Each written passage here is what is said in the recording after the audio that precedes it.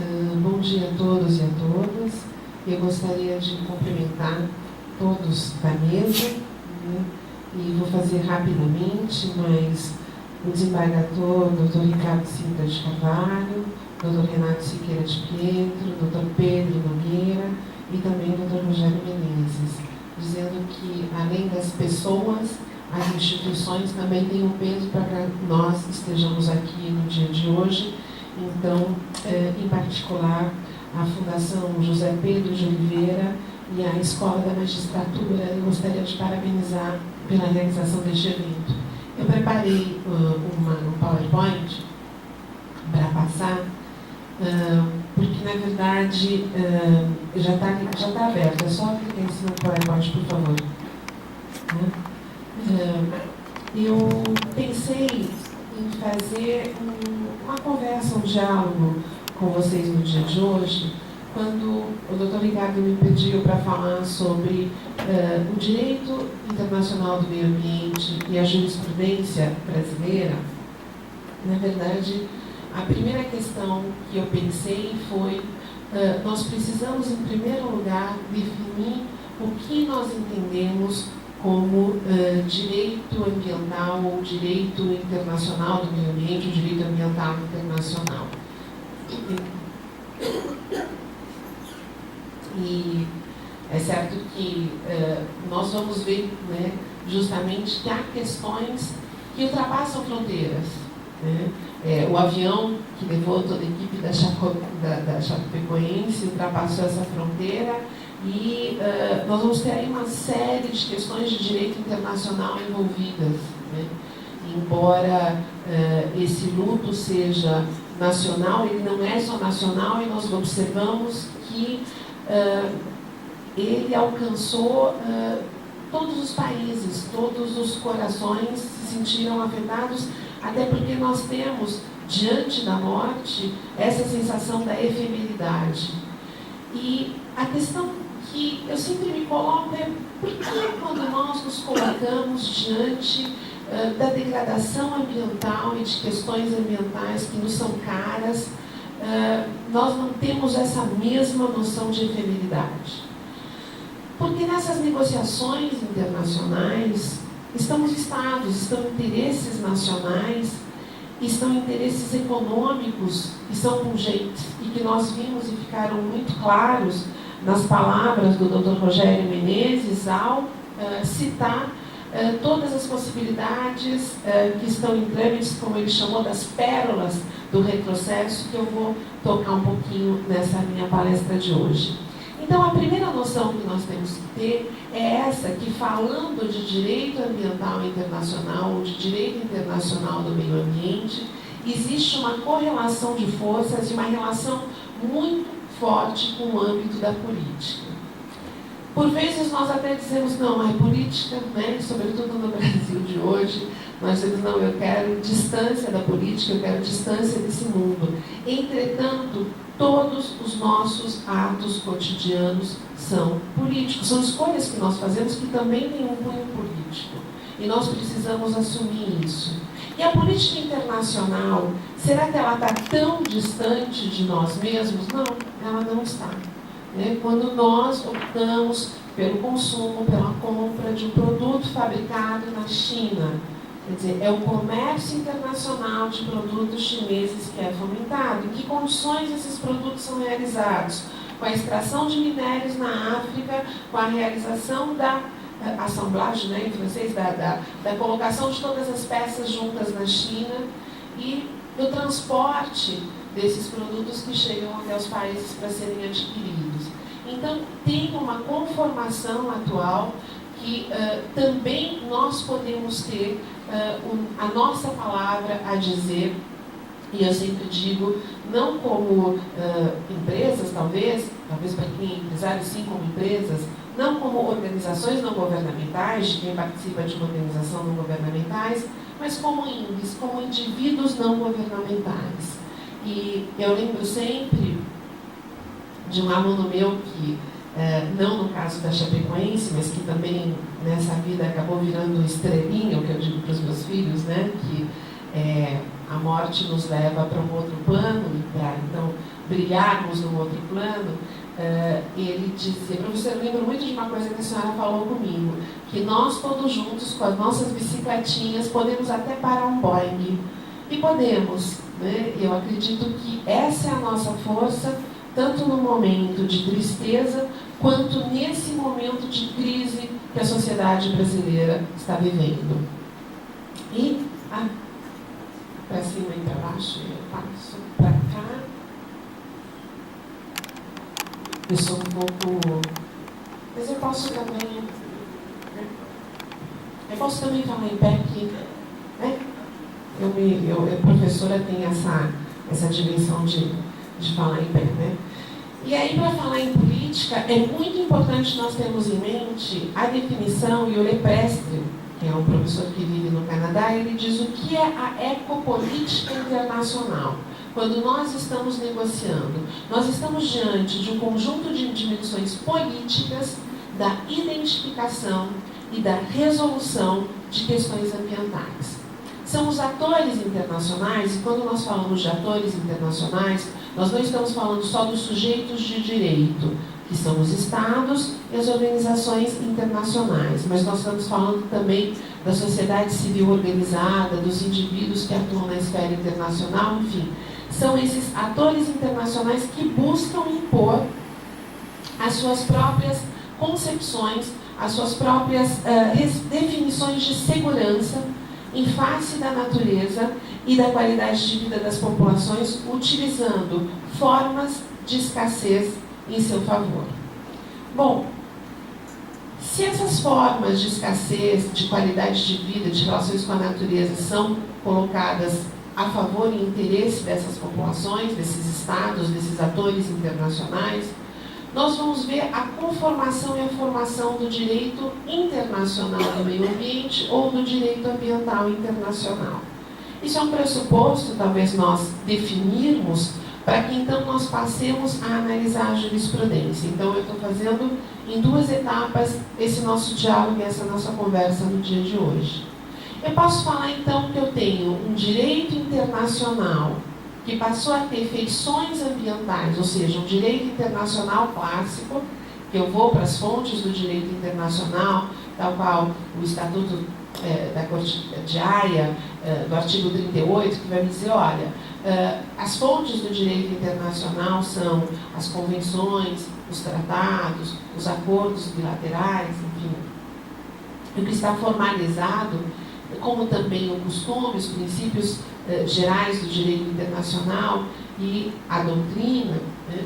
Ou eu vou ter um olhar mais amplo, ou eu vou partir do direito ambiental e vou dizer as questões, os fatos, como dizia o desembargador Sintra, os fatos nos fazem caminhar em busca de soluções que são internacionais, porque essas questões, essas preocupações ambientais ultrapassam as fronteiras. E é interessante porque quando pensamos em termos de federação brasileira, nós vamos dizer, sim, é importante nós tratarmos de um problema no âmbito do município, mas por vezes não é só o município, são os estados e é o Brasil. É o caso de Mariana que vai ser tratado na sequência. Porque nós não tivemos apenas um problema ali em Mariana, mas ele chegou até o mar territorial, né? Quer dizer, essa poluição foi arrastada até o mar territorial brasileiro e, portanto, é de interesse nacional o tratamento dessa questão. E, como o direito internacional é algo que às vezes nos parece utópico, tão distante, eu diria que nós precisamos olhar para o direito internacional com a sua fortaleza e com as suas fraquezas, ou seja, quais são as características desse direito que me fazem dizer, olha, é importante estarmos presentes nas negociações internacionais. Ou o direito internacional, embora fragmentado, embora com problemas de efetividade, embora muitos autores possam dizer, olha, ele não resolve absolutamente nada, eu ainda assim diga a sua importância. Isso ocorre porque ele é um direito necessário. Mais do que nunca, a degradação do meio ambiente, ela tem caminhado a passos largos e os estudos vêm sendo realizados demonstrando que não dá para resolver as questões ambientais a não ser que eu tenha o direito internacional. Isso se dá, por exemplo, no âmbito da mudança do clima. Não vai dar para não sentarmos em torno de uma mesma mesa e negociarmos, e a última negociação, o Acordo de Paris, teve a China, os Estados Unidos assinando esse tratado, e o Brasil, que também já ratificou. Mas por quê? Porque é importante que todos estejamos juntos para combater a degradação ambiental. Em termos fáticos, há estudos demonstrando que nós estamos alcançando algumas fronteiras planetárias. Há um estudo de um centro de resiliência de Estocolmo que fala justamente dessas fronteiras planetárias e que elas são perigosas porque elas colocam em xeque-mate o sistema planetário como um todo, a vida na Terra. Ele é necessário porque as normas ambientais internacionais vão justamente trazer segurança para esse sistema, ou buscar equalizar, ou que eu não tenha tantas discrepâncias de aplicação de normas mais rígidas em um país e menos rígidas em outro. Então, tentar equalizar. Entretanto, embora esse direito seja necessário, ele é pouco eficaz. Isso eu acho que nós temos que assumir. Ele é eficaz porque há lacunas nas negociações. Há problemas de países que têm ou levam pessoas mais ou menos capacitadas para as negociações. É muito diferente a delegação dos Estados Unidos vis-à-vis da delegação do Senegal, que vai para uma negociação, para não dizer do Brasil, que também nós temos essa diferença. Ou seja, existem think tanks nos Estados Unidos pensando especificamente uma questão e que vão para as negociações, mesmo que os Estados Unidos não ratifiquem este tratado. E há fraqueza em termos de sanções em caso de não respeito das convenções ambientais internacionais. Ou seja, eu tenho a possibilidade de realizar ou de relatar o que está acontecendo no meu país. Por exemplo, o Acordo de Paris. O Acordo de Paris prevê instrumentos procedimentais, então, de apresentação de quanto cada país está se esforçando para diminuir as suas emissões. Entretanto, tem alguma sanção se esse país diminuir mais ou diminuir menos, mesmo que eles tenham acordado tentar emitir para manter o sistema estável até um aumento provável de 1,5 graus centígrados ou no máximo 2 graus centígrados? Não. Então, isso é uma fraqueza do direito ambiental internacional.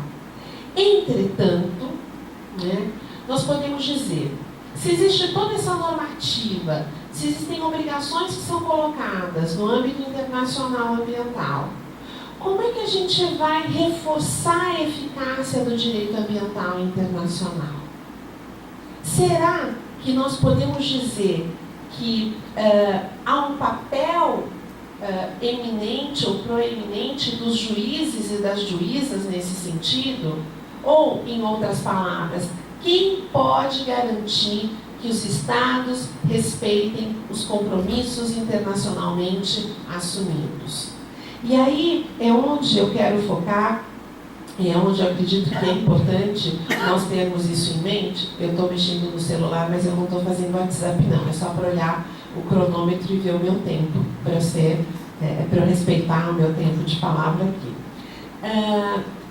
Como é que nós podemos, então, trazer para a esfera do direito interno e nos utilizarmos de todo esse arsenal, de todas essas normas internacionais, que o Brasil disse assim, ratifiquei, assumi compromissos. Assumi compromissos, mas esqueci? Não. Como é que isso pode nos servir para impulsionar a efetividade ou a aplicação do direito ambiental internacional? Nós podemos dizer que, em primeiro lugar, nos vem essa questão. O Estado, ele ratifica, ele assume um compromisso internacional, ele assume uma obrigação internacional sem realizar nenhuma reserva, e estas obrigações que ele assume são oponíveis. Então, se o Brasil ratificou a Convenção da Diversidade Biológica, se o Brasil ratificou o Acordo de Paris, se o Brasil ratificou, e aí vai por aí afora, é uma série, são mais de 500 convenções ambientais multilaterais, além de acordos bilaterais, além de acordos regionais. Então, nós temos ferramentas com as quais lidar. A questão que surge é: o juiz pode verificar se o Estado respeita ou não tais obrigações? Eu diria que ele não só, o juiz e a juíza, que ele não só pode, que ela não só pode, mas ele e ela pode e deve. E nesse sentido, nós vamos ver que, para o direito brasileiro, esses tratados, uma vez ratificados e uma vez internalizados, o que acontece? Eles fazem com que todas as autoridades públicas, o Poder Público Executivo, Legislativo e Judiciário, no âmbito de suas competências, devam garantir a sua plena execução. Então, se eu tenho aquele tratado, ele também é uma ferramenta do meu dia a dia, para que seja, então, garantida essa sua plena execução, né? Às vezes é difícil, às vezes isso chega até o Supremo, né? E essas são as questões que nós vamos estar discutindo um pouquinho. Mas, em termos de paridade normativa, é importante ressaltar uma das questões que diz respeito aos tratados de direitos humanos. Esses tratados, aprovados por maioria qualificada de 3/5 nas duas casas em 2 turnos, serão equivalentes às emendas constitucionais.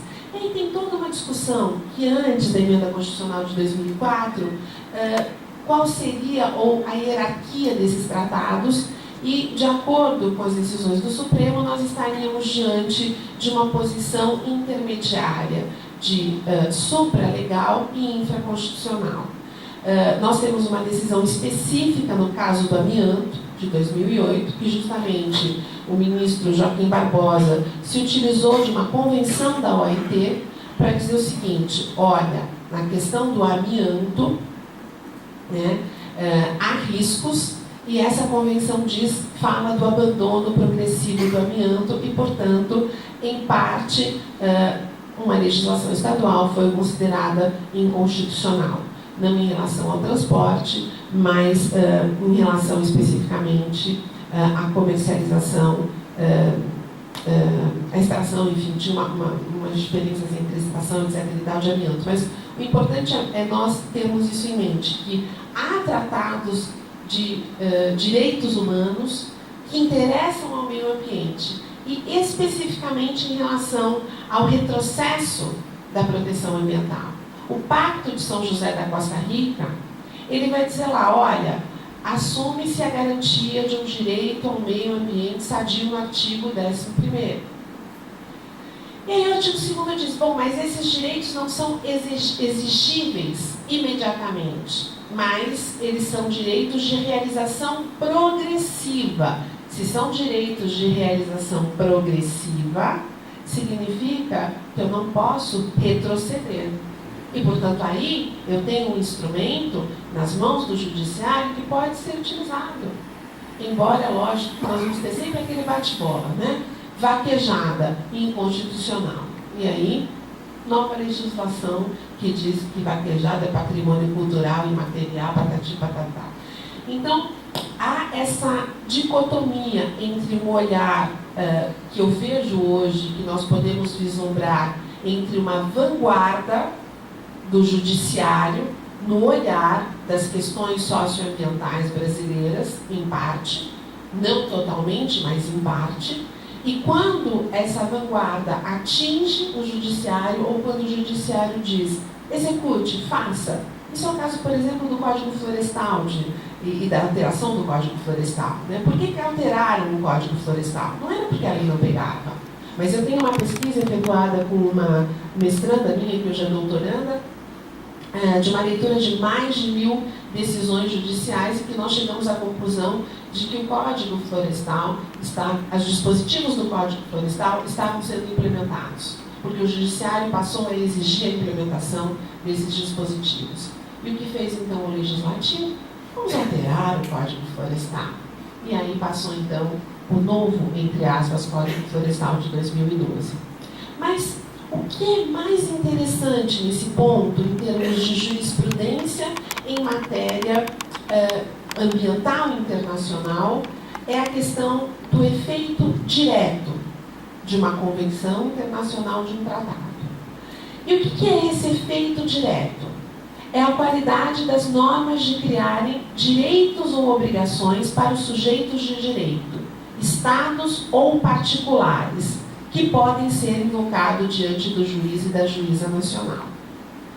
É certo que, quando nós olhamos na jurisprudência de países como a França, ou mesmo no Brasil, existe um certo controle de maneira estrita ou restrita dos argumentos de fundamentação na violação desses dispositivos ou dos dispositivos de uma convenção internacional ambiental. E a doutrina vai dizer assim, majoritariamente, há a necessidade de 2 condições para que eu tenha o efeito direto. Uma condição objetiva e uma condição subjetiva. Nós vamos falar então da intenção das partes em relação ao destinatário do tratado enquanto uma condição subjetiva. O destinatário desse tratado é o Estado? É um particular? É um indivíduo? E, em termos de condição objetiva, um conteúdo suficientemente completo para regir uma situação jurídica em concreto. É certo que estas 2 condições, ou o que majoritariamente coloca a doutrina, pode ser visto ou pode ser lido em termos do século passado. Talvez nós comecemos a flexibilizar um pouco mais essas condições e olhar um pouco mais para a realidade, de maneira a vislumbrar a complexidade da realidade quando nós falamos desse conteúdo suficientemente completo e também de obrigações que engajam estados e particulares. Na seara do direito ambiental, o respeito pelo Estado das suas obrigações figura, então, e aí eu acho que é essa a leitura que a gente tem que ter, como um direito para os indivíduos. E é assim que, dessa forma, nós podemos vislumbrar que as convenções internacionais ambientais devem beneficiar de uma presunção de efeito direto. Em geral, essas convenções elas impõem obrigações aos Estados, mas implicitamente também um direito para os indivíduos, o direito de ver o Estado respeitar as suas obrigações em matéria ambiental. Bom, e no Brasil? No Brasil nós temos alguma decisão falando dessa aplicação direta dos tratados, especificamente de convenções ambientais internacionais? Sim. Há uma decisão do STJ que se refere à Convenção Relativa à Proteção do Patrimônio Mundial, Cultural e Natural, que afirma especificamente que o artigo 5, letra D da Convenção, encontra-se um genuíno e amplo dever exigível dos Estados-partes, e aí se inclui o caso do Brasil.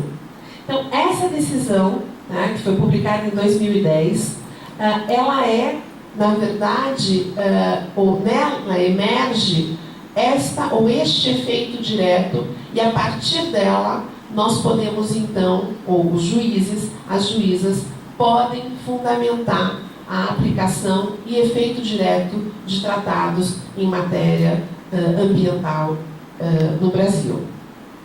Nós vamos ter depois, está pequenininho, mas eu só pus porque eu queria salientar, uma decisão referente à APP do Supremo, em que o Supremo vai falar, eu queria que você passasse só a próxima, o Supremo vai falar sobre o princípio do desenvolvimento sustentável, que encontra suporte legitimador em compromissos internacionais assumidos pelo Estado brasileiro. Nessa DIN, foi a questão da necessidade ou não de lei específica para a supressão de vegetação em APP. Na verdade, se nós lermos essa DIN, efetivamente, nós podemos dizer que é mitigado um resultado em termos de proteção ambiental. Era uma discussão sobre uma MP que mudou o Código Florestal e se essa alteração do Código Florestal, que possibilitava a supressão de vegetação em APP por interesse público, interesse social e utilidade pública, se ela valeria ou se ela era uma afronta ao dispositivo constitucional que diz que para alterar espaço territorial especialmente protegido, a gente precisa de uma lei. No final, o Supremo disse não. Não precisa de uma lei específica, essa alteração do Código Florestal é válida, e aí criou-se toda uma fundamentação, uma argumentação em torno do desenvolvimento sustentável.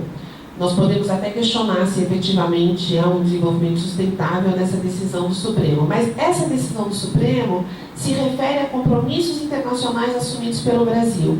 E ela é citada em uma série de jurisprudências, sobretudo do TRF da primeira região, e colocando essa necessidade de observar, então, os compromissos internacionais assumidos pelo Brasil. Em uma pesquisa jurisprudencial, eu fui olhar, eu tenho Convenção da Diversidade Biológica, Convenção CITES, elas aparecem, mas não trazendo esse efeito direto de aplicação dos tratados e das convenções ambientais internacionais. Eu acredito que hoje o que nós estamos precisando é fomentar, na argumentação jurídica dos nossos tribunais ou da nossa jurisprudência, esse efeito direto de tratados internacionais e, sobretudo, de tratados de direitos humanos que trazem esta cláusula do não retrocesso da proteção ambiental no Brasil. E aí, eu coloquei até uma última, por favor, jurisprudência que diz respeito. Pode passar mais uma, por favor, mais uma. A instalação e operação da usina hidrelétrica de Serra da Mesa. Porque como a discussão aqui hoje era sobre o licenciamento ambiental, para vocês verem que nesse caso, novamente é citada essa DIN de 2004 e 2006, iniciou-se em 2004, mas se fala do suporte legitimador de compromissos internacionais assumidos pelo Estado brasileiro. Então não é uma purpurina, não é enfeite de penteadeira ao direito internacional ambiental, mas ele tem a sua força e tem a sua relevância. E, pode passar. Eu vou deixar as transparências para depois, se vocês quiserem ver, que eu só peguei essas 3 jurisprudências do DRF da primeira região para esboçar um pouquinho como aparece o direito ambiental internacional nessas decisões. E queria trazer um caso emblemático. Um caso emblemático de uma primeira decisão de um tribunal nacional que determinou que o Estado holandês respeite os seus compromissos assumidos em matéria de clima. Então, nós estamos aí num momento emblemático, sobretudo se considerarmos a possibilidade e a existência do diálogo entre juízes, ou seja, desse fenômeno de fundamentações e argumentações entrecruzadas entre cortes, da utilização de argumentos de uma outra corte por outra corte para então decidir, para determinar como vai decidir. E nesse caso em específico, que foi decidido agora em 2005, uma ONG, uma organização não governamental de aproximadamente 900 pessoas, arguiu, diante de um tribunal holandês, que os Países Baixos tinham uma responsabilidade em face da mudança do clima e que estavam violando o direito internacional do meio ambiente. E a Corte ordenou, então, que o Estado holandês reduza as suas emissões de gases de efeito estufa em pelo menos 25% até 2020, no patamar de 1990.